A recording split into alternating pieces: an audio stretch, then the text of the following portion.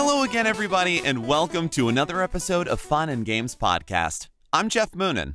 And I'm Matt, a.k.a. Stormageddon. And you're listening to episode 105. And you may recall from last episode, we were talking a bit about social mechanics within video games across a lot of genres and console generations. But this episode, we want to get a little deeper into it and into what people often see as the bigger part of it, or the bigger evolution, or something is showing up in a lot of games now: romance options and romantic social mechanics. And we have brought in a fellow podcaster on the Certain POV network, MJ Bradley Lestrange, to help us delve into that a little deeper. MJ, it's so nice to have you here. Thank you for having me. I'm really excited to talk about this. Yeah, if anyone follows you on the internet anyway, they know that you are a romance expert and you have several boyfriends and a few girlfriends across the world. I wouldn't say that I'm an expert. I am by no means a professional in the video game industry, but I am a writer and I have written romance, especially through a queer and feminine lens. I'm a femme-presenting person. I was socialized as feminine, so when I look at romance, I'm looking at it through a female gaze. The female gaze. Which is some very welcome perspective to have on this, because Matt and I could talk on this and it wouldn't be bad, but this is better. Yes, exactly. Why don't you tell the listeners a little bit about what you do before we get into the nitty gritty? Well, as mentioned, I am a podcaster. Matt and I also have a podcast called Reignite, where we talk about the video game Mass Effect, which also has a lot of romantic elements, even though that's not the primary focus of the game. It's what a lot of people take away from it, and it's what we discuss a lot of the time. I'm also the host of a podcast called Circle of Friendship that I do with our good friend Anna Grindrod Feeney. We talk about the Tamara Pierce books Circle of Magic. Not a lot of romance in those books, but still there is a romanticized life. And I write and I survive day to day. Big mood. Oh, yeah. That is what I do. That's the ideal. Survive. Mm-hmm. Yeah. I think what's important when talking about romantic themes in games is that for a long time, any romance within a video game was kind of either inferred, like you're Mario and the princess, kind of like we assume they're romantically involved and he's saving her, right? Especially in the early games. And like in the later games when they added more narrative to the Mario games, it still wasn't completely clear like what that relationship was. They are working very hard to maintain a very blurry, impressionistic picture of everybody's relationships in those games. They are the weirdest work colleagues I can think of.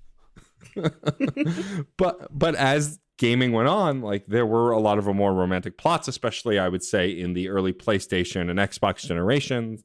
And it just kind of built out from there. And now it's pretty common for a variety of game types to have romantic mechanics, sort of like the social mechanics we were referring to before, from visual novels like Dream Daddy, which comes to mind for me, or even more in-depth RPGs like Mass Effect and Dragon Age, Stardew Valley, which is a farm sim that has a ton of romance elements. And I believe what it was born out of, which was like the Harvest Moon series, also had those kinds of mechanics. Yes, it did. It's become a more prominent thing. And I guess the first question I wanted to ask, and I figured I'd start with MJ, is why do you think games leaned in that direction? Was it just kind of human nature, as we are romantic animals, that we just would put that in our media?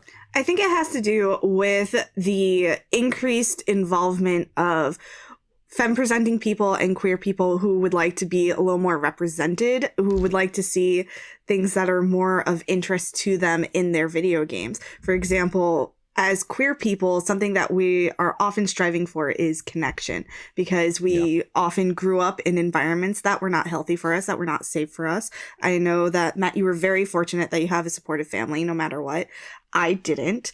So for me, when I'm exploring these social experiences or these romantic experiences, for me, it is a way to express myself in a safe environment.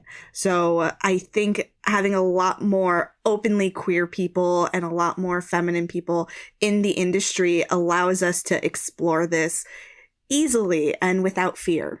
Yeah. I mean, that makes sense. And I think the first type of game we should talk about, just because it becomes, I think it's the most strongly associated with romance now, is the visual novel games. What's funny is I found out recently, apparently, the Switch just released 2 games called the Famicom Detective Club. Oh, I just saw those today. They're early visual novels from the NES that have been remade for the Switch. And no, I don't know if there's any romance in them. I mean, the Phoenix Wright games are visual novels as well. Like, visual novels aren't inherently inherently romantic, but I feel like a lot of modern games have leaned that way. My experience with them have been, of course, Dream Daddy, which I tried to stream for a while and then realized there was way too much reading.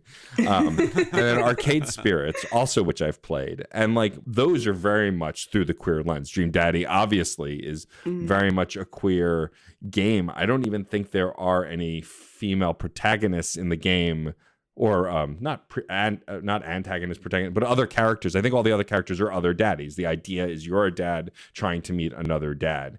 Which is a flip on the Atomi games, because if you play any of these Atomi games, there's no female protagonist really, unless it's like your best friend or something of that nature. It's very harem on a very specific kind of spectrum.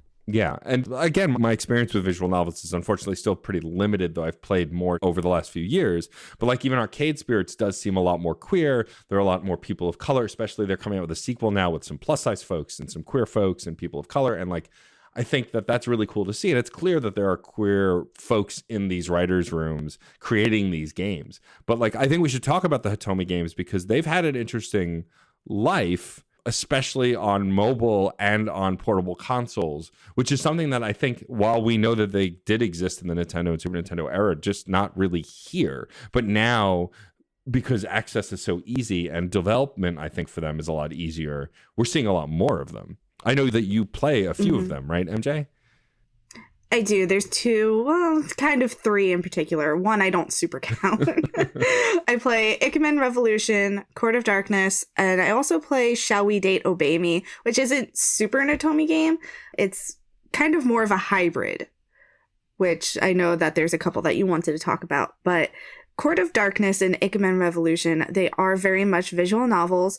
They are romance heavy. They are about a self-insert main character who ends up in a strange world and has to make sense of it somehow. In Court of Darkness, you end up in this strange world. You are confronted by these 5 princes who are like taken by your power for some reason. It is a very uncomfortable introduction to that game, let me tell you.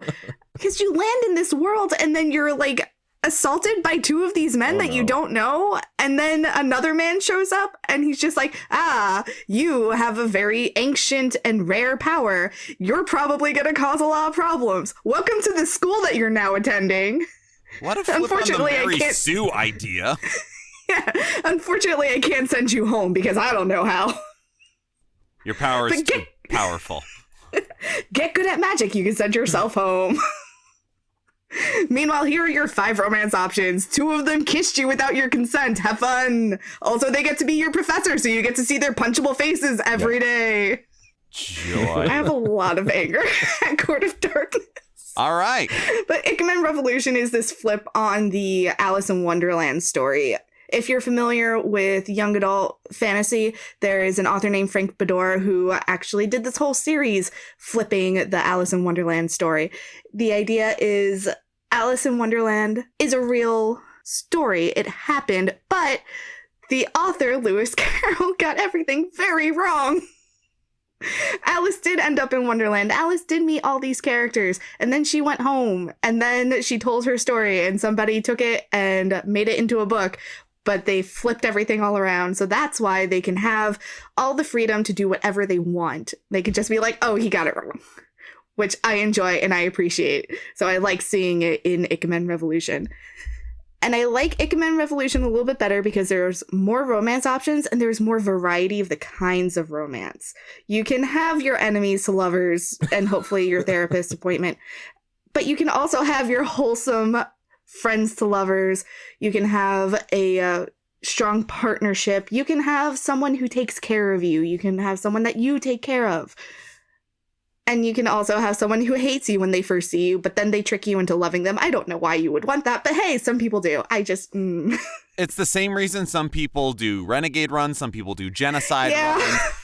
I don't get it. The joy of these kinds of things is if there isn't necessarily a canon pairing that is thrown at you by the game, and it's just here it is, there's all the endings, there's whatever, you can go for what feels right for you, Or you can just go, you know what? I'm going to do a completely wacky run. What is it going to take to romance the janitor or whatever it is? And you figure it out. It's fertile ground to let people play as they want to play. It's just Gaiavari stance. I don't get you. I will never understand Respond you. to the comments. I don't even know what that sentence was, but listeners, if you know, go for it. Listeners, help us.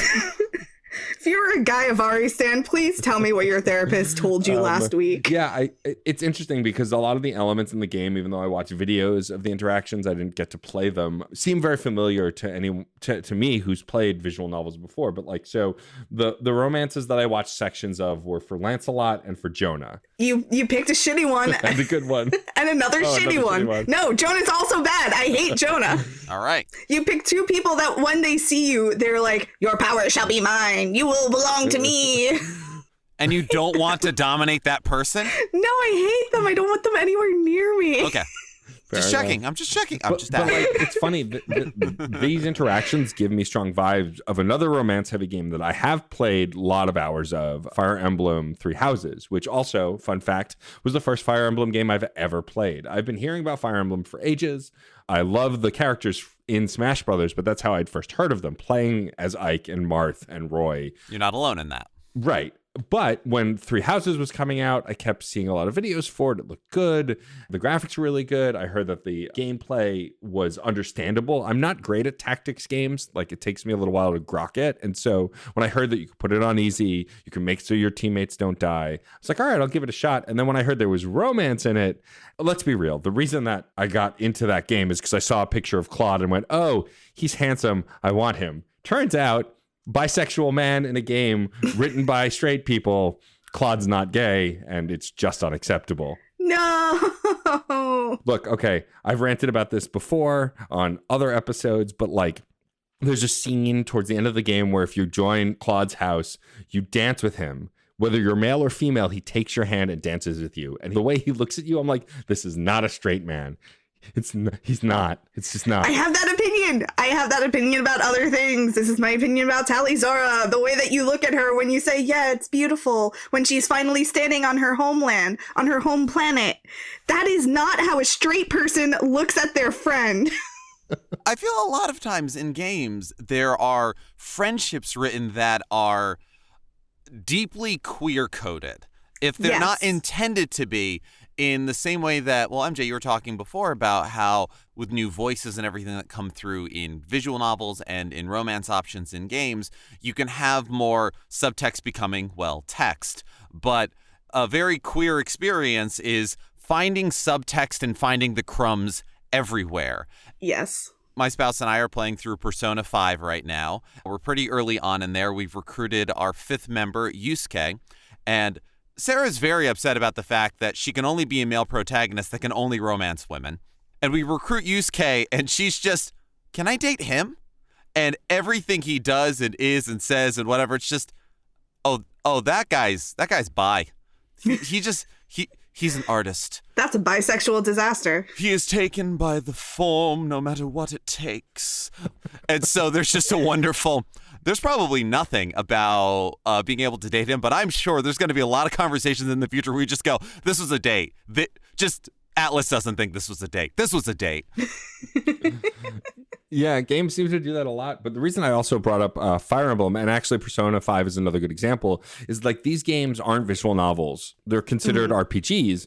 But the conversation mechanics with characters and static portraits often feel very visual novel and definitely take leanings from what visual novels have become. And I think that's really interesting. And I'm always looking for that. I mean, I think with visual novels, because they're so narratively driven, the game mechanics are often mini games unless there's a separate like combat or RPG mechanic that's also there. Mm-hmm. It allows you to interact in a way with a game that, especially people who maybe are not used to 2 analog sticks, haven't played a game since the Nintendo, you're like, if you're not really that into games or familiar with modern game consoles, you can jump into a lot of these games because they give you a lot more ease of access and it's less fast paced.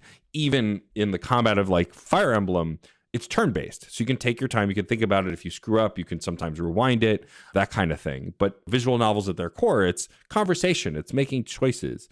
possibly playing a cooking mini game where you screw up, oops, and that just kismet, you meet somebody. Like, I mean, that kind of nonsense. I'm sure it's in a game somewhere.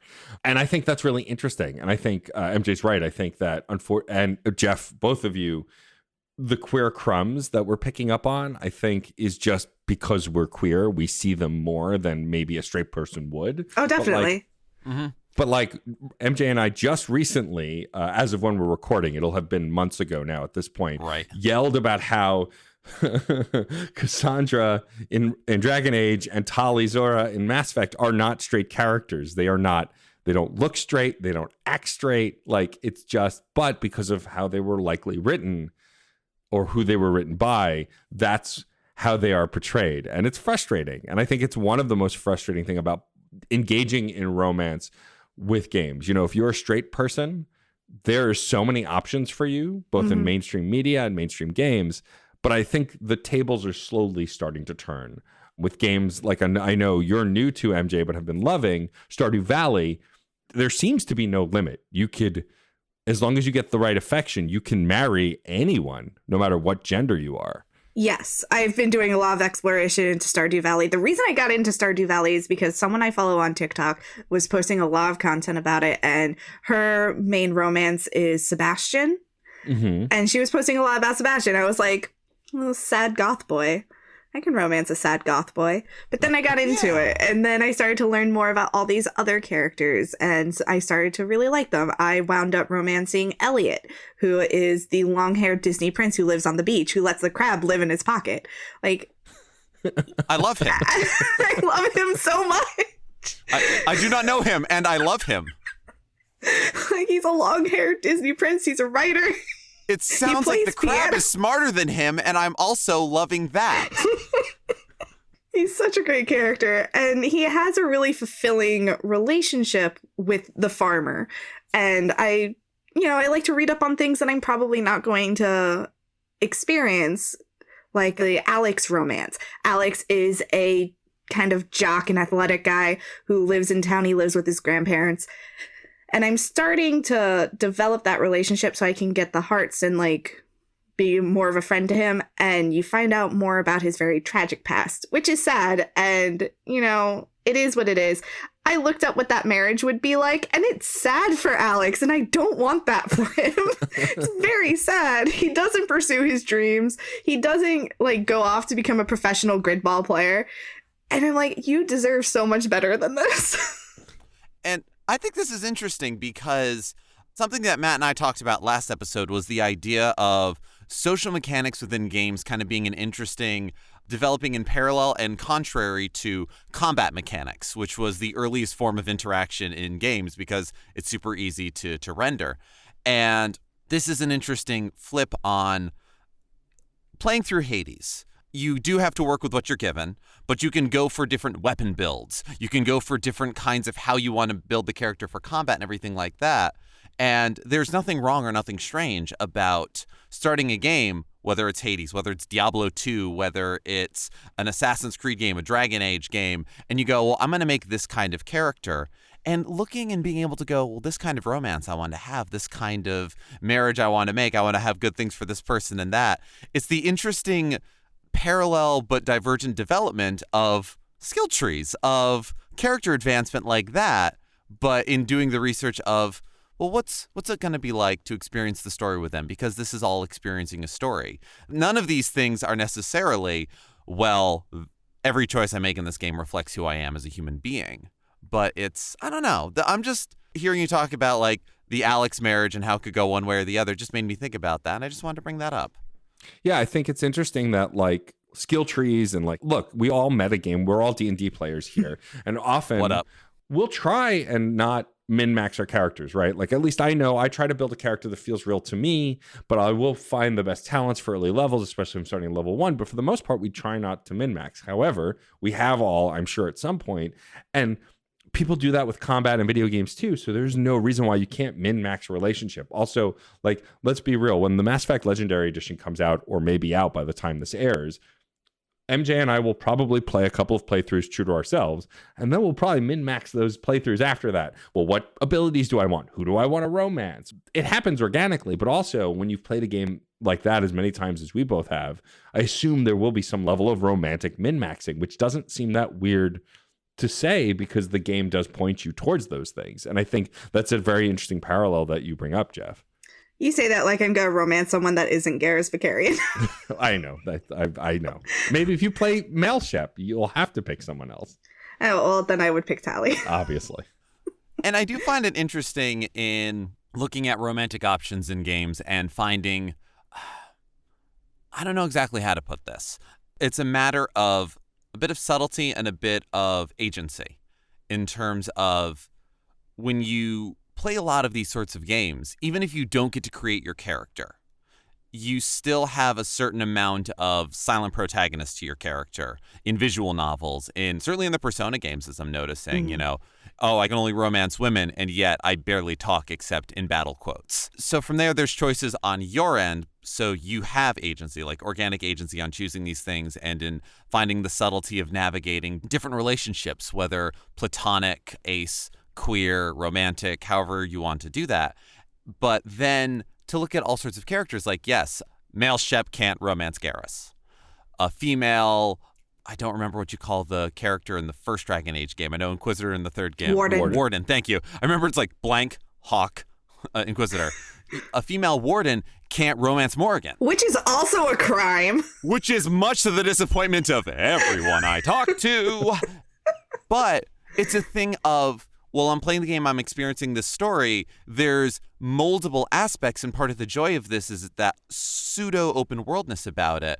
Should I be allowed to romance whoever I want, or should there be those things of, yes, some characters are pan, and you can absolutely. Some people are ace, and you can never romance them no matter whom or what. Some have their orientations, and I don't think there's a definitive answer here, but it is an interesting question from game to game, from story to story. Does that enrich or does that restrict? What does it do for the story? I definitely have an opinion about this. Excellent. We always say that games could be gayer, yes, right? It's always. like our battle cry. They could be gayer. I think that a lot of people are wary of characters being, quote, player sexual, because it feels inauthentic to them. However, we are going into these games for an escapist experience.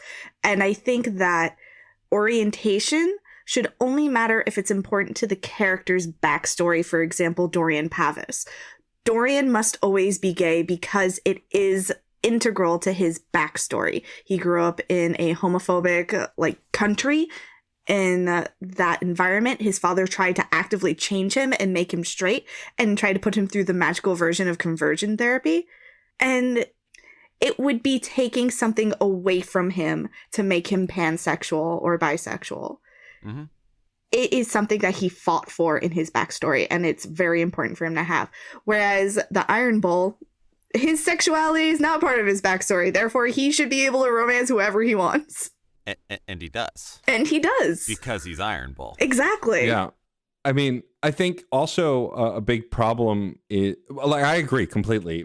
And I think something that came up, and I can't remember the character's name now, it's escaping me because I've wanted nothing to do with the game as a whole, but there's a canonically lesbian character in Cyberpunk. She's a major character that interacts with the player character a bunch. Her name escapes me.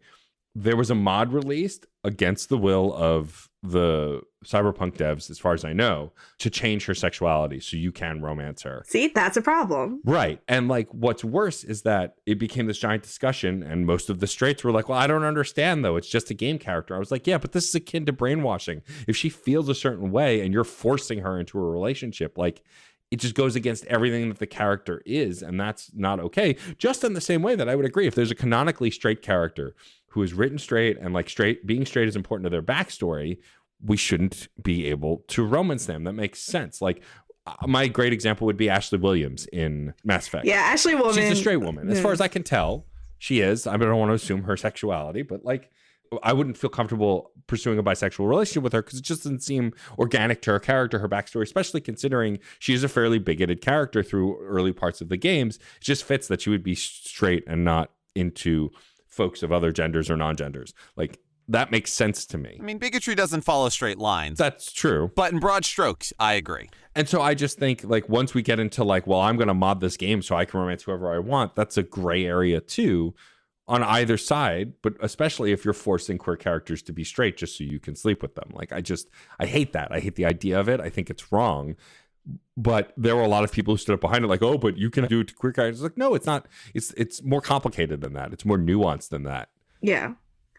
Like, for example, Garrus and Tally do not have this kind of like bigoted upbringing in their backstory. So it doesn't make sense for them to be very strictly straight. And sometimes choices that are choices can enrich a character, even if it falls like that.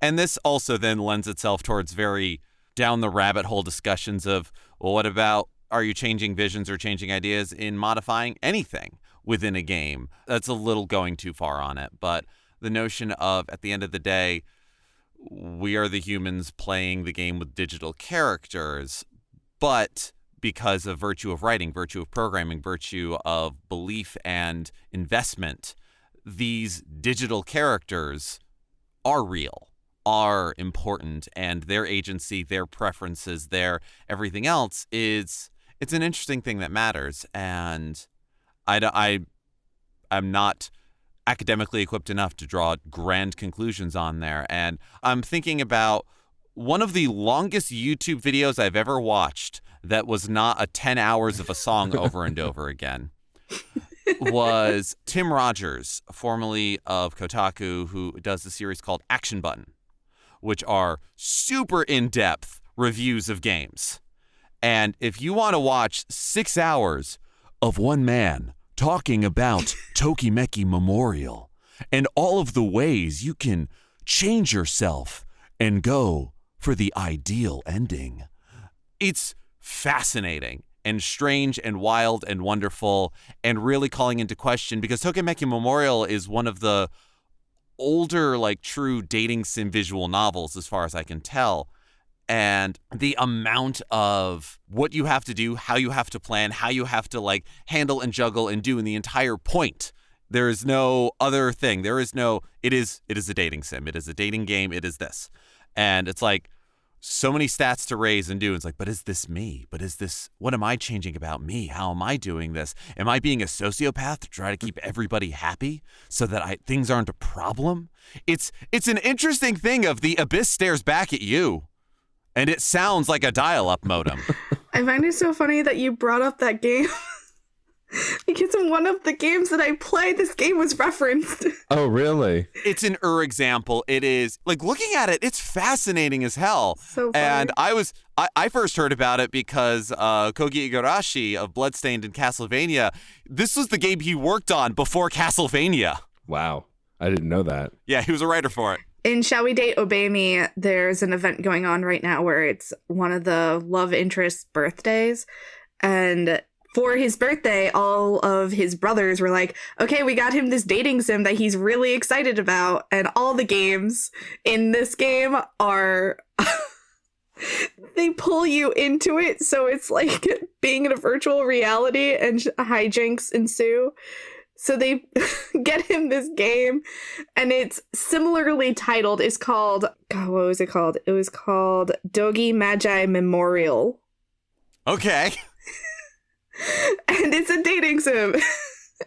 And Leviathan's obsessed with it. That's really funny. Oh, that's good. It's very funny. Now that I know the reference, I'm just like, oh, now I get it. Yes. Oh, those are always so good. And it's very funny watching this 6-hour-long video about Tokimeki Memorial is talking also a lot about the context of its release and interviews with people, because it was a major, like, oh, people are enjoying this game. People are really into it. Are they just like sad losers who can't get dates? No. Some of it is because it takes place in a high school. There is little to no physical romance to it. It's very emotional romance. And it is a game that is, I think for a lot of folks, meant to be nostalgic, or like an idealization of, oh, if I can go back and do high school again, I wouldn't actually do it. But this was nice. Playing through this was nice. And I imagine there are a lot of dating sim or visual novels or games that have a certain amount of escapism to it, that they're not necessarily nostalgic, because I never was a pigeon in high school, but... not for lack of trying or trying at all, but it is when you come at it in a sense of that, it's not like, oh, I can't get a date, so I need to look at a walkthrough to make this digital thing like me. But let me have this additional aspect of being a hardened space mercenary, of being in a new neighborhood, of being some weird demon walking amongst people. It's another avenue. Yeah, I think that we've talked a lot about broadly what relationships are like in games. And I think also like moving genres, we talk about visual novels quite a bit, but like MJ and mine's bread and butter, of course, is BioWare games and Mass Effect and Dragon Age. And I feel like, especially with the first Dragon Age and the first Mass Effect, just took building relationships to a different place. Especially when we think about later in the series, like Dragon Age Inquisition really makes you feel like you're building friendships and relationships. I mean, the obscure, you've won 2 points, you've lost 2 points nonsense doesn't tell you anything. Yeah. Like, if there was a relationship meter next to everyone's name, then it would be helpful. But otherwise, I'm just like, I don't know. I'm somewhere in the middle. You can look up the relationship meters. Can you? In Dragon Age. Yeah. It's in your profile. When you look at each individual character, you can see where you are on their like relationship. And in Dragon Age, you can build up or destroy that relationship depending on the things that you say and also the gifts that you give, which, you know, like any relationship. Exactly. Right. You must give me presents to keep me happy. And it's not about the most expensive present or anything like that. It's, is it the right present? Exactly. I enjoy when a game has, you don't have the meter, but it just kind of has like landmarks. Yeah. They look on you warmly. Okay, cool. They look at you coldly. Oh. Yeah. But I think that those games, like, because, you know, Mass Effect 1 is notoriously known for, I'm going to just do it for tits. I'm going to sleep with aliens, right? Like, that was kind of the drive of the early knowledge of that first game. But as the games went on, it very clearly meant about, like, with the loyalty missions in the second game, or even how you pursue the final stories in the third game, the currently final stories, we'll see if we get more, it does become more about friendship.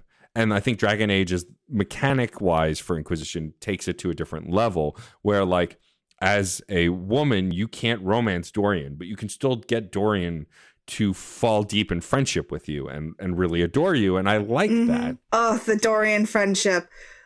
I will never play as a male Inquisitor to romance Dorian because that friendship is just so meaningful to me. In Trespasser, when he says, Tevinter lacks the presence of my dearest friend. Like, It's very good. My heart. I love you too, Dorian. And I love when games that have romance options allow platonic options to live in parallel. Yes. Something that's making me very happy about playing Persona 5, having jumped 4, and I played 3 before playing 5. In Persona 3, there were social links. You raise confidant levels with friends and folks so that your personas and dungeons become more powerful. There's all that. But any female classmates, if it was a social link, it was romantic. There was no other option, which then meant if you wanted to max everything out, you had to be careful about when you did certain social links, because if you're dating too many girls at once, like, they get jealous because people, and it's a thing of like, but what if I just want to be friends with this one? Nope. Got to make him fall in love with you. Okay, now I really feel like a sociopath. In Persona 5, you can max every confidant link out and date nobody or choose whomever it is. And much the same as, you know, having a friendship with Dorian, having loyalty missions with your crew is just as powerful mechanically, and which kind of equates it to it can be just as powerful emotionally. And I think having that makes the romantic options all the more special. Yeah, completely. I think that platonic relationships, asexual relationships are underrepresented in games for sure. I feel like, you know, a lot of romance is like boy meets girl or girl meets boy. We're talking about the queer divergence, but also like, you know, so for example, I got very excited when Boyfriend Dungeon, one of the hybrid games that I've been talking about nonstop, announced a non-sexual relationship in the game. There is a set of claws, like Wolverine-esque claws that you can get as a weapon that turn into a cat that you can talk to and befriend and become good friends with. There is obviously no sexual relationship there. And that made me so excited because Boyfriend Dungeon, while seeming to have an endless option for queer people, it's unclear. I think you can still befriend those weapons. You don't, like, if you're not dating them, that doesn't mean they don't like you. But I was looking for something that was completely platonic friendship And the fact that it's a cat, a sweet animal, makes it even more delightful in the anime aesthetics that they're portraying. And I like that that exists. And it does feel like in some games, if you're not romancing someone, then they don't exist to you. And I'm glad that Mass Effect and Dragon Age don't really do that. I think there's still improvements that could be done to all of the relationship management in those games. But for the most part, the story at least lets you develop with those characters, a la your Garrus or Tali, or even Rex or Grunt, characters that you can't romance at all. You still get close friendships with and feel those moments, even if there's not a direct game mechanic guiding it with some of them. And I think that's just as important. And I think, look, I want to romance hot people as much as the next person. I'm still streaming Hades, probably at this point by now because I'm taking it really slow. But like, even in Hades, you can give gifts to people that you can't romance. Like, you can give gifts to your father. You can give gifts to Nyx, who raised you, who isn't your mom, but is your surrogate mom. But I assume you can't romance them. And so I like that you can develop those relationships even if you don't date them. I'll admit I haven't, at this point, as of when we're recording, gotten to the dating part of Hades. But I do like that there's this giant variety. And also there doesn't seem to be a limit to who you can give gifts to, with some minor exceptions of like villains that you only fight or enemies that you only fight. Who's a villain is arguable when you're playing in the underworld. That's valid. But I like that you can give gifts to just about anybody and you'll get trinkets, you'll get reactions, you'll get other gifts or items. And like, even one of your sworn enemies, Meg, you can romance her. I know that for a fact. And you spend half the game fighting her and killing her over and over again. Sometimes she kills you all over and over again. And so I like that dynamic, that you can navigate that freely, because a lot of games don't give you that kind of free navigation. Now, you can only be Zagreus. You can't make a female character. There's no female version of that character. But it seems like the gender almost doesn't matter for Zag, because of how he also operates and how the game operates. And I like that. And I'm hoping that we're heading in that direction for games in the future, for especially hybrid games where like that game is a roguelike. Romance is not the main mechanic, but it is still heavily incorporated and important to the progression of the game. It is. And when you don't make romance options the be-all, end-all, or the 100% thing that you need to do, that also makes it feel like a choice, and a good choice at that, when you want to do it. I'm reminded of a PS1 game that I really enjoy, is Azure Dreams, which is a roguelike game where you are climbing a 40-floor monster tower, capturing monsters, fighting things, very old school roguelike mechanics, a lot of fun. Mid-90s anime is hell. Nice. And the aspects of what happens when you're not in the tower is you grew up in the town that exists within a desert that is only this town and this tower. And I've constantly questioned the economics of this place. But there are, I'm blanking, I think like 7 different girls in the village. The ill girl, the childhood friend, the rich girl, the all of the tropes that you could want. We've got the pack for you. Choose your favorite. Except you don't have to choose. They're all different quests that you do, and you can, with not a ton of effort, if you know what to do, have every girl in the village being your girlfriend. And because if some of them have mechanical benefits, some of them mean the town has better facilities, whatever it is, it feels like, well, I guess I have to date all these girls. I guess. Not why, because it's there, some of it, but some of it also is, well, if I want the village to be the best that it can be, I guess I have to date all these girls. You don't have to. I'm gonna. And that what feels a sacrifice. little cheaper. And yeah, sacrifice. Yeah, the designs are ridiculous on this thing. But you do it so you get the different static portrait of them when you talk to them, you know. They look a little more lovey when you talk to them. But because I have to do this for the town, it doesn't feel as much like, oh, I'm choosing to romance who I like, or I'm going to play a game where I'm going to romance this character instead, or have it be one of those myriad things that you do in a playthrough that feels organic or anything like that. It's the opposite of some of these choices are romantic, or they could be platonic with the same character, and you get the same mechanical benefit. I feel there are a lot of probably older games, certainly, or smaller studio games where the nuance doesn't quite come out in the same way, where it becomes well, you have to romance, or you have to romance all if. Certainly for me, and certainly thinking about this, like that sours my feeling on it. What you just described reminded me of my experience with Assassin's Creed Odyssey. Assassin's Creed Odyssey was really great because there was no restriction on who you could really romance, but also the romances weren't very fleshed out. It was more of a, you do a quest and you meet someone and you're like, hey, and then that's kind of it. But it was fine. It was inoffensive and it was fine, and it was cool that I could like meet this woman named Odessa, who was named because she's a descendant from Odysseus, and build up my relationship with her through this quest to help her explore this island with her. And at the end, you can say something to her that either makes her want to get with you or make her not want to get with you. And, you know, that is what it is. But there's this DLC that if you play it, no matter what, you end up with the old assassin's kid, and you have a kid with them, no matter what. Does not matter what you want. Does not matter if you like them. Nothing matters. You end up with them, you have a kid, period. And as a person who, I don't want to have children, it's upsetting.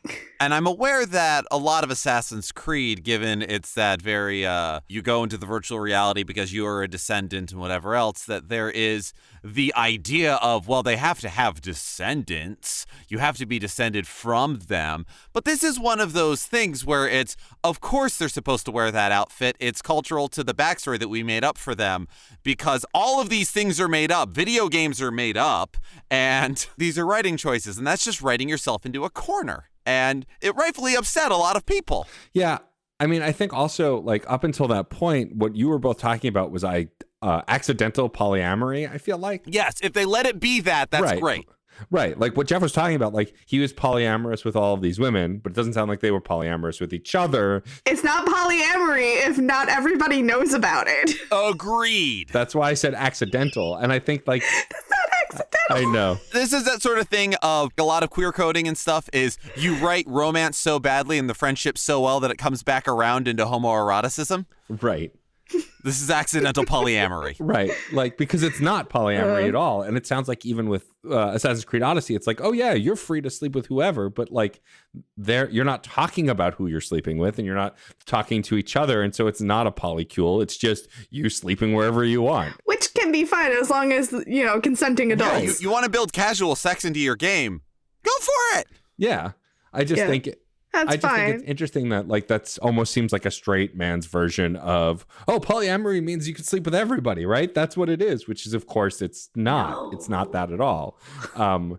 It's odd. And I think that Odyssey was onto something. I think it was trying to do something interesting. And from what I've heard, Valhalla goes a little further. Friend of many podcasts, Ken Shepard, wrote a whole saga for Fanbyte about his gay adventures as a Viking and wanting to sleep with men in that world, and was able to, but from what I recall from the articles, it wasn't as satisfying as he thought it would, because it did do a lot of things I think similar to Odyssey, and the fact that they kind of happened. There was no settling down kind of a thing. Yeah. But how like he's going to be a gay Viking and there's nothing you can do about it. Like, I don't care if you want this man's fantasy of having these women and whatever. Like, he's going to be a gay Viking. And he got, of course, because the internet, quite a bit of hate for it. But like, I like that he was at least able to experience his truth in this game, where otherwise in the franchise, you didn't really have that freedom. And I think we're still a ways away from getting it right. But I think, honestly, the games that do it more tongue-in-cheek get closer to what we're looking for than the games that are serious games. Like my example of a series that we've all played on some level or another, Fallout and Elder Scrolls, go the other way, where they're like, you can sleep with anyone, but also it doesn't really matter. Like, you'll have a wife or a husband, you might even have a kid in a home, but it doesn't affect the story. There's no follow-up. Like, it's a thing to do, which I appreciate that, like, in at least Elder Scrolls Skyrim, which is the one I've played the most of, you can literally marry anyone, more or less, any race, any gender. And of course, these games don't play in non-binary, unfortunately. But like, you have the freedom to give, I think you give an amulet of a certain kind. Yeah. Amulet of Mara. Amulet of Mara is your way of proposing, and then you just get married. Then you have a spouse. Is really cool that it's that kind of nonchalant, but also then there's no relationship building after that. And so it feels still less than, because while you have the freedom to do whatever you want, you are restricted to do anything beyond because there is no beyond. Skyrim was wild with how relationships work. You just wear this necklace to indicate that you're single. Then somebody else who's single is like, oh, interesting. Are you looking for a spouse? The digital Claddagh ring. And then that's how you Yeah. get married. And then you have to show up to the temple. You just have to be on time. I mean, there is something refreshing about a game that treats marriage, relationships, or any of these things with the same sort of import and consequence as a hat. And don't get me wrong, hats are great. I have a small collection of wonderful hats, and they're great. And video games are a wide sea. And so sometimes it is just, well, it's a hat. I'm in this town where my spouse and my children exist while going on quests and things is cool, and ones where you can go really deep into the nuance on relationships. And I suppose it can be seen as just another system amongst building games and amongst play.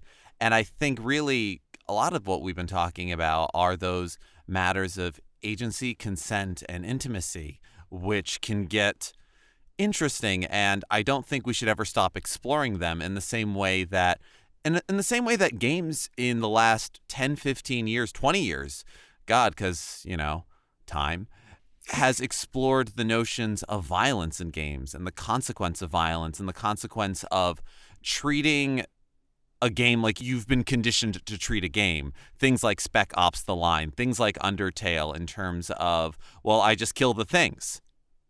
Really? But why? Because, to take a life is not a small choice. And to enter a romantic relationship or to initiate intimacy is differently not a small choice. And there are a couple of games that explore it in wild and interesting ways, like You and Me and Her, if you've never seen any playthroughs of that visual novel. Whoa. But that's one where you are like an almost entirely faceless protagonist in a visual novel. I'm sorry, major spoilers for this game. Here we go. You are trying to initiate the romance with your childhood friend who you've kind of lost contact with a little bit, like most popular girl in school, things like that. And you're also taking care of like this transfer student girl who's a bit odd. And you can't romance that second girl until you've gotten a successful conclusion with the first girl, because the second girl is actually a glitch in the game and is sort of a bit of like has editor god mode privileges. And the best friend who you've now had a successful romance with is aware that you've restarted the game. Huh. And is now trying not to romance the player character, you. Why did you reject her after all of the wonderful memories you've made together? It kind of goes from there. That's wild. Interesting. Yes. I mean, that's like Doki Doki Literature Club, right? Like, I won't go into too much Which detail. is how I found out about You and Me and Her. Yeah, whereas like it starts as one anime boy and three anime girls in a poetry club. Hilarity ensues, and then it becomes really dark, and it turns into a horror game, essentially. And like, spoilers for that, I guess. I won't go into much detail, but like, I think it's interesting when the genre is playing with narrative, with focus, and with how those relationships develop. You know, as we say on Reignite a lot, we like our relationships lightly seasoned with trauma. Yes. And so I think it's interesting, though, when games also go in the other direction from what Jeff is talking about and just make it goofy as hell. I backed a game that's not out yet, that doesn't have a release date yet, but it's called Romancylvania. Romancylvania. Where you play as a femme or male. I'm bugging them to add non-binary, but femme or male Dracula, and you're romancing. It's a monster fucker game, essentially. You're romancing monsters. That's exciting. And like the gameplay Yes. is Castlevania, and then it has visual novel elements for the romances. And I think that's brilliant. And it's along the lines of, you know, everyone take a shot. Boyfriend Dungeon also is a dungeon crawling action adventure game where you can date or not date your weapons. The actual weapons you're using transform into humanoid people. I think that's a really great way to engage with romance as well. And often those are the queerest stories. But I wish that it wasn't in these wackier comedic places that we were only finding these very queer stories. Because obviously, monster fucking is queer. Like, it's known. But I hope that as we go, there are more sincere relationships that are queer in more quote unquote serious games. I haven't played Andromeda yet, but I hear that Mass Effect Andromeda handles that a little better. Well, I actually would argue for something like Boyfriend Dungeon, because a lot of times we will form bonds with the things we do in games. Like having a romance with your daggers is completely bananas in any medium except video games. Because you know what? It's not just your character. You are developing. We have favorite weapons in games. Sometimes it's a type of weapon. Sometimes it's, but I've had this shotgun for so long. I've had this magic wand for so long. I know those numbers are better, but this one. And so to then have developed bonds like that, completely devoid of the notion of, and it's a great way to have queer stories with less trauma, which is always a great thing. And it's another avenue of just, when you take stuff and you throw it into certain extremes, you can throw other things into relief. What were subtler clues that can have you thinking about things? And those are even beyond romance in genres and games, because they can be completely wild settings or ridiculous notions that, like, okay, we're going to give you a 2-page tutorial on how this system works, and then you're just going to accept that this is how magic works, or that this is how commerce happens. Don't ask about why there are all these floating orbs at your save points, even though you're a fugitive from the community. You can still access shops from here, and you'll get items from it, lightning. And some of it just works for mechanics, and some of it also just makes you think about the notion of things. And so, you know what? Yeah, there's room for everyone at the table, I guess. And being able to romance within game mechanics like that allows us to build very interesting relationships as we normally would, even without dialogue options. I want to take some of what Jeff said and circle back to something Matt said and apply those points. I wasn't going to talk about this game because I felt that it was not as serious as some of the other things I wanted to talk about. But Monster Prom. Yes. Monster Prom is specifically about monster fucking. It is specifically about queer romances. You can have a straight romance, but is it really a straight romance? Is it? It's not. Monster Prom is absolutely wild. It's ridiculous. It's wonderful. They're all kind of bad people. Yes, differently bad. They're varying shades of bad.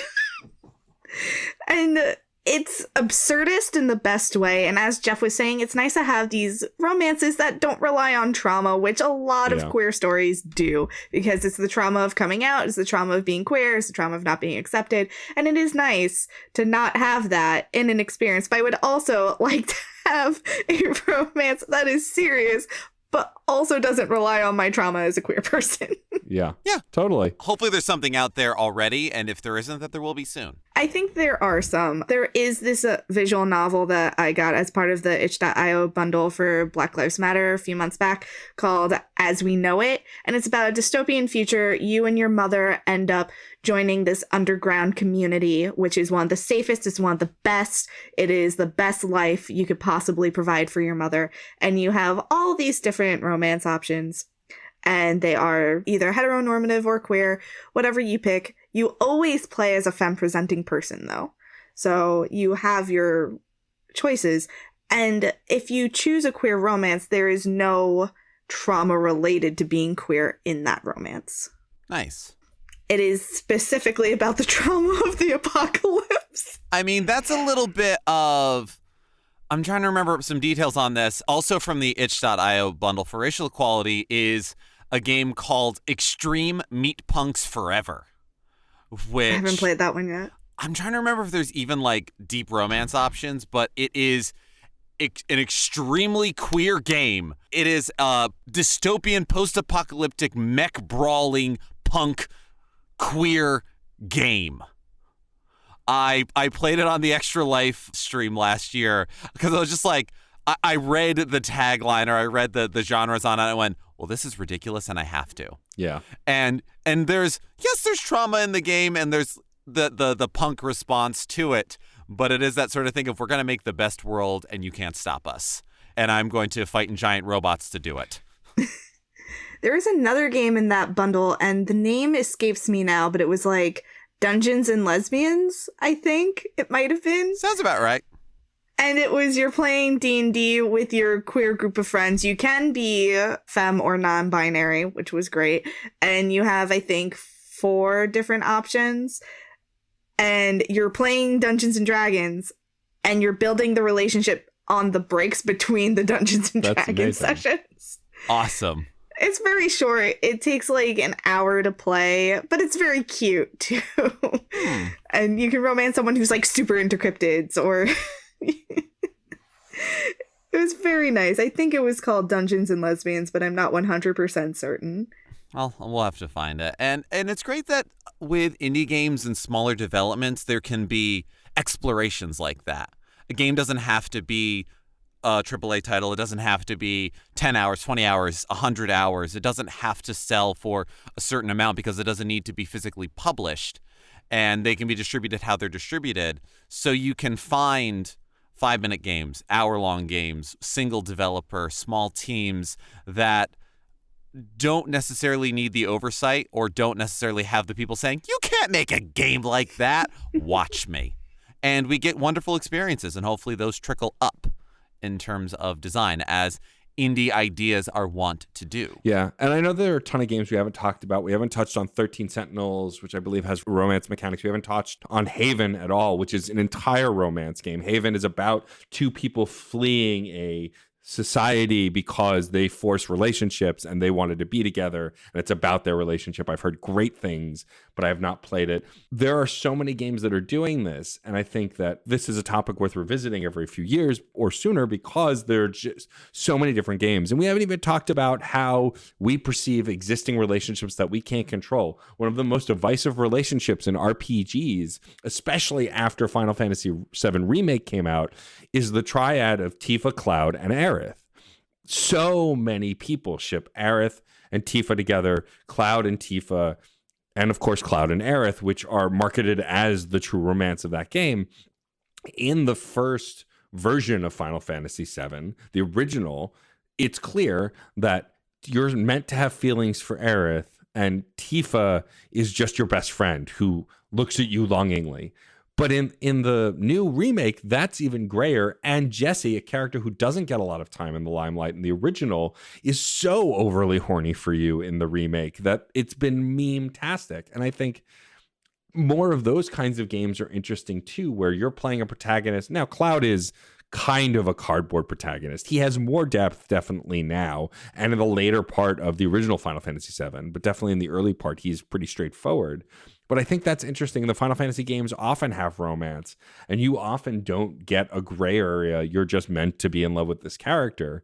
But I think you don't get a choice now. Right. But I think it's interesting that in Final Fantasy VII, people have made their own decisions, like a lot of other fiction, especially books and movies, where they're shipping, as it were, like shipping these characters regardless of what the game wants. And like that said, in Final Fantasy VII, you go on a date. And the baseline, I think, is the date with Aerith, but making other choices, you go on a date with Tifa or even Barrett. I could speak a little more in depth on this. Please. I love the fact that Final Fantasy VII has a whole dating sim game that they forget about halfway through the game.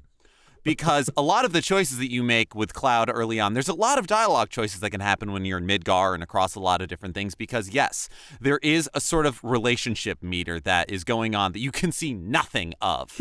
And when you get to a point, still on the first disc, when you are at Gold Saucer, the Disney Las Vegas, you go on a date. And your date partner is based on your relationship value, which is just a single point value.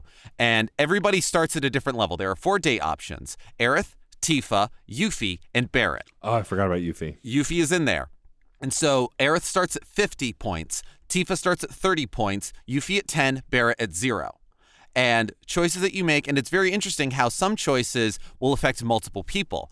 Aerith is somebody that if you show Tifa any sort of care, her points might go down or no change at all. Whereas if you show concern for Aerith, Tifa will actually, her relationship value will go up with you. And in order to go on a date with Barrett, you have to absolutely tank it with everybody.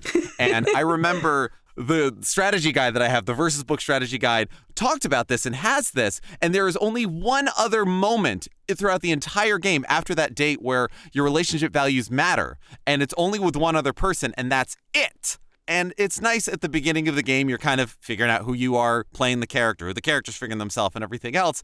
And yeah, like you go 10 hours into the game and then there's this date and then it doesn't matter. Nope. Ever again. And Jessie is a character that she's kind of horny for Cloud in FF7, but to that point, my spouse Sarah has played through the entirety of Final Fantasy VII on the PS1. It's what got her into the Final Fantasy series and JRPGs. But we started playing through the remake, and we were doing missions with Biggs, Wedge, and Jessie, and she goes, "Who are these people? Who are they? They're Avalanche. Were they in the first game? Yes. There was a very emotional moment with them. We had conversations. I don't remember them at all." Because there wasn't enough time to flesh them out, and now we can flesh them out. And yeah, there was plenty of dialogue options where Jessie's just like, "All right, Cloud, I'll make that extra special for you." Like, she was flirting with him the whole time. So, you know what? Great. Let's do this. Yeah. I mean, there's even a boss that you fight in Remake that is flirting with you from his motorcycle. And I'm like, I'm here for this energy. Yes. Yes. Sometimes it's like, why did you add this into a game? It wasn't in the original. You're just padding things out. I don't care how much they're padding out Final Fantasy VII if we're getting homoerotic motorcycle battles. There was nothing that man said that wasn't innuendo. It was incredible. Not since Revolver Ocelot have I felt that kind of energy. Sorry. Don't apologize. I can't speak to Final Fantasy. That's actually not something that I ever got into. That's totally fine. And you know what? That is the only, to my knowledge, that is the only, certainly mainline Final Fantasy where there are choices involved in the dates. There are canon romances all the way down otherwise. Well, sure, but I mean, MJ, as anyone who's listened to Side Quest knows, you can speak to another game that does something kind of similar because so Skies of Arcadia doesn't have a love triangle, right? There's a clear love interest, but players have affinities for other characters in that game. Actually.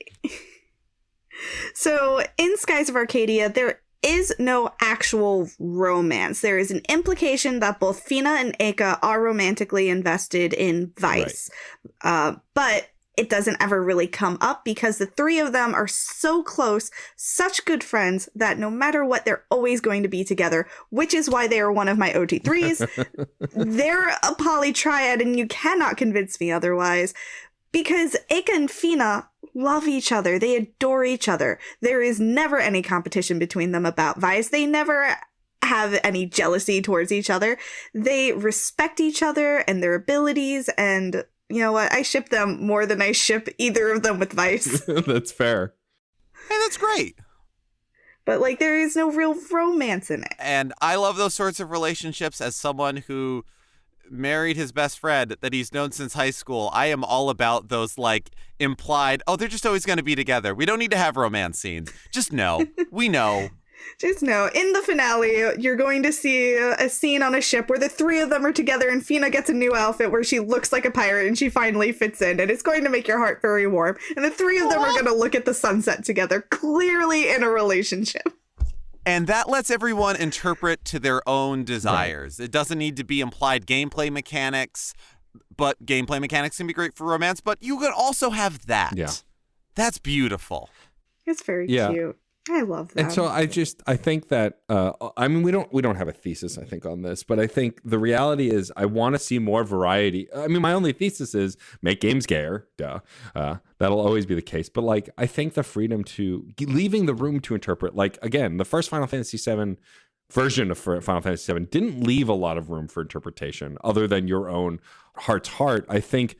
Or definitely not as much as Remake did. Remake made it apparent that there is definitely something going on between all of these characters. And like for me, I want Cloud to get into a relationship with Vincent, but we aren't even there yet. So I think that ultimately when talking about romance in games, I'm ultimately really happy with where we are. And I'm only more hopeful for where we're going. But it is still also easy for me to see the folks of the world who don't feel represented. I'm bisexual. So of the queer spectrum, I feel like I am more represented than a lot of others. But straight gay characters, definitely there is a shortage of them or a limitation. It's our biggest complaint with the Mass Effect to Dragon Age series is that it's not gay enough in that way. And I just think I'm really excited. I was excited to talk about this with y'all. And I think I'm excited over the next few years to see these other games that are taking these other perspectives. And, you know, we're going to get Dragon Age 4 eventually.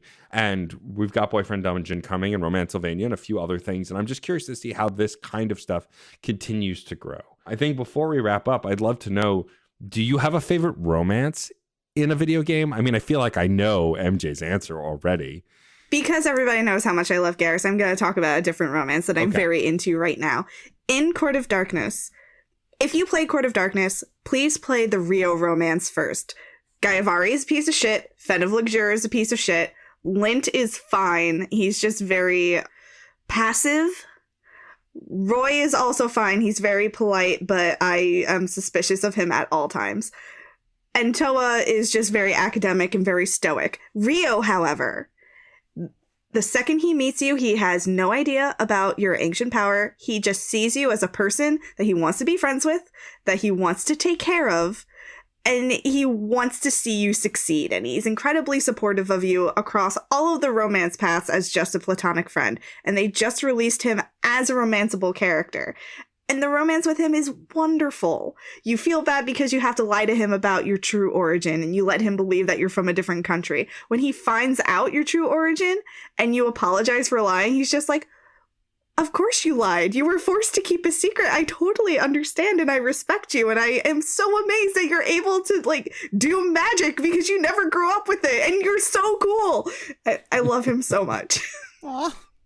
I love him. He calls the main character Sunbeam. He's very sweet and gentle. He believes that the truest form of love is to feed another person.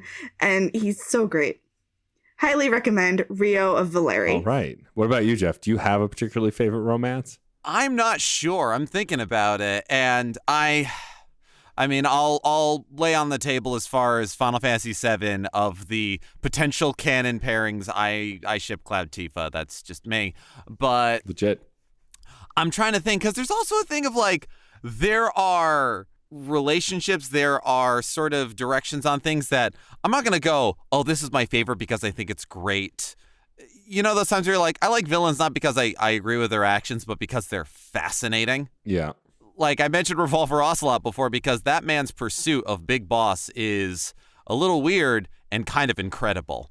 All right. I mean, for me, I've yelled about this on Reignited a lot, but until I can romance Thane as male Shep, this is the best I can do. But for those who have been following that game, and if you haven't, my preferred Shepherd up until very recently was Fem Shep. I love Jennifer Hale as a voice actress. I always had, and I just felt closer to Fem Shep as a character than I did male Shep. I've done multiple playthroughs as both, even though my gender identity is solid as a rock. I am he, him. I feel like a man. I am a man, rather. That's who I am. I do still identify with female characters often. That said, pursuing Thane's relationship in Mass Effect 2 and 3 as Fem Shep was one of the sweetest relationships that I have ever had. And like, again, MJ and I joke a lot, lightly seasoned with trauma, but also I tend to identify with people that there's this want to protect, but there's this also want to be soft. And Thane gives both, because even as a protector, he is vulnerable. He's got a fatal illness that is going to kill him eventually. And like, it's just a sweet and tragic romance that I love so much.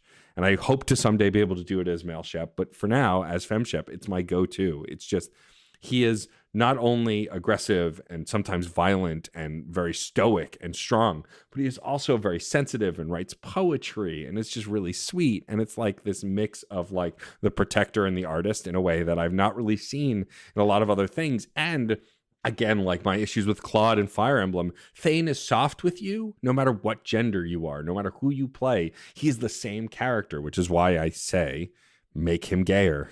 But I just love that relationship. I love how you treat each other. And there's never this disrespect, you know, he's dying, but he still wants to help you. In the third game, you know, he's struggling with other things, but he doesn't think any less of you or treat you poorly because of the things he's going through. he's just a really kind and supportive character, and I love it. Also, if you don't get struck by his deep eyes, I don't know how you breathe as a human. I'm sorry. I just undeniable. I'm also a sucker for a romance where you get a pet name. Yes, Yeah. and you do get one. This is making me realize I haven't played through enough games with like deep romancing options. Like, I'm aware of a lot of good queer relationships, but I'm not being like, I played through that game entirely, so I'm putting my answer down here. But yeah, there's some great stuff out there. Well, there are avenues for you to play them, some more easier than others coming soon. So hopefully you'll do more of that. But also, ultimately, we want to know what everyone listening, do you have a favorite romance? Do you hate romance in games? That's perfectly valid too. Like, let us know what some of your favorite games to romance folks are in. I want to thank our incredible guest, MJ Bradley Lestrange. You can listen to our podcast together, Reignite, which is a Mass Effect retrospective podcast, at least as of now. Who knows what the future holds? MJ, why don't you do some final plugs before we wrap up the show, where folks can find you and your stuff? Well, if you're interested in hearing more about how I think Court of Darkness should let me romance Violet, then you can follow me on Twitter at iHoardLibraries. I am also a member of the Certain Point of View Network, as was mentioned. You can find me there on 2 different podcasts until my third comes back. And then you can also catch me on Archives of the Dragon, where I play a non-binary punk rock Selkie who has no idea what's going on, but they have a sword that can maybe cut a portal to another world. We'll find out. That's incredible. I love it. Yeah, that's perfect. Archives of the Dragon on Twitch. All right, I got to check that out. There are a lot of places you can find us. We are, of course, at certainpov.com, where you can also get a permanent invite link to our Discord server, where you can tell us your favorite love interests there. We also have an email, a Facebook page, and a Twitter, all fun and games pod. The email is at gmail.com. And Jeff and I have some stuff we're doing on our own as well. I have been streaming a lot more. I'm at twitch.tv/DJ_Stormageddon. And I have been playing Hades and doing weekly Fuser Twitch streams. So if you're into that kind of stuff, you can check me out there. And I stream at not JEFF at all on Twitch, where I am playing through a lot of Final Fantasy, which is why it's on the brain, as well as a lot of other games as well. And I look forward to maybe playing through some of these more indie games with romance options, because I'd love to check that out. You can find us on Discord, Twitter, email, all of that. Please let us know some of your favorite romance games, favorite romance options, things that games should have. How much gayer can games get? We want to know. And because this is an ongoing thing, we never have theses in these episodes, because this is a conversation. Thank you for being a part of it. I'm Jeff Moonen. And I'm Matt, aka Stormageddon. And happy gaming.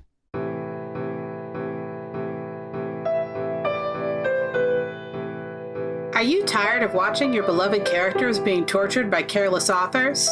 Are you sick of feeling like they could have swapped out all of the painful action and the plot would remain untouched? Subscribe to Books That Burn, the fortnightly book review podcast focusing on fictional depictions of trauma. We assume that the characters' reactions are reasonable and focus on how badly or well they were served by their authors. Join us for our minor character spotlights, main character discussions, and favorite non-traumatic things in the dark books we love. Find us on Spotify, iTunes, Google Play, or wherever you get your podcasts. CPOV. CertainPOV.com.